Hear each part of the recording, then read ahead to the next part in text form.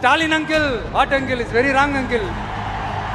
ஐயோ very worst uncle, very worst. விஜயோட பேச்சு மிஸ்டர் மோடி அங்கிள் முதலமைச்சர் அதெல்லாம் ஒரு அரசியல் கட்சி இயக்கத்தை நிறைவேற்றுவதற்கு தலைமை பொறுப்பேற்று வந்தார்கள். அரசியல் நாகரிகம் கருதி அனைவரையும் ஒரு சேர கருத்தாக பேச வேண்டும். அவருடைய பேச்சில் சில பேச்சுகள் ஏற்றுக்கொள்ளக்கூடிய இல்லை.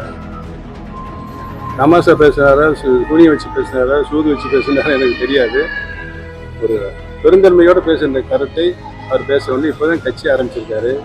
அவருடைய கருத்துக்கள் மக்களை ஈர்க்கின்ற கருத்தையாகும். ஆனால் இந்த மாநாட்டில் அவர் பேசிய கருத்துக்கள் அரசியல் ரீதியான ஈர்க்கின்ற கருத்தாக இல்லை என்பதுதான் என்னுடைய கருத்து. தேர்தல் களத்தில் அதிமுகவே கிடையாது, திமுகவும் தமிழக வெற்றி கழகம் மட்டும்தான் இருக்கு விஜய் மீண்டும் திட்டமா சொல்லிட்டு வராரு. அவர் எல்லா கட்சியும் இங்க இருக்க அரசியல் கட்சி எல்லாரும் நாங்களே முதலமைச்சராக நாங்களே சொல்லிட்டு வராங்க.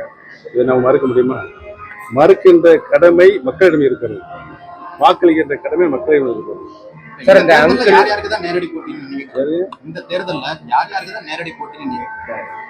ஜோசியக்காரன் நடிகர் விஜய் வந்து பாத்தீங்கன்னா அதிமுக யார் கையிலே அப்படிங்கிறதே தெரியல அப்படின்னு சொல்லியிருக்காரு. அதை பத்தி கருத்து? அந்த இயக்கம் புரட்சி தலைவர் எம்ஜிஆர் அவர்கள் தொண்டர்கள் இயக்கமாக தான் உருவாக்கினார்கள்.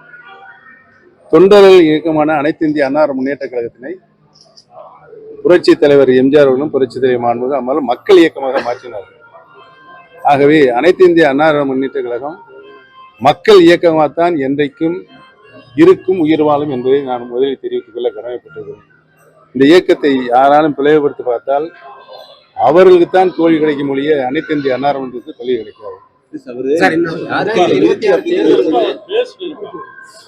ஒருத்தர் கேள்விட்ட பதில் சொல்றாரு. இன்னொன்னு, அதிமுகவுல முதலமைச்சர் வேட்பாளரா எடப்பாடி பழனிசாமி தான் அப்படின்னு பாஜக தலைவர்களும் ஏற்றுக்கிட்டதா தெரியுது. அண்ணாமலைக்கும் முதலமைச்சராக தமிழகத்தில் ஆட்சி செய்ய வேண்டும் என்பதை முடிவு செய்ய வேண்டியது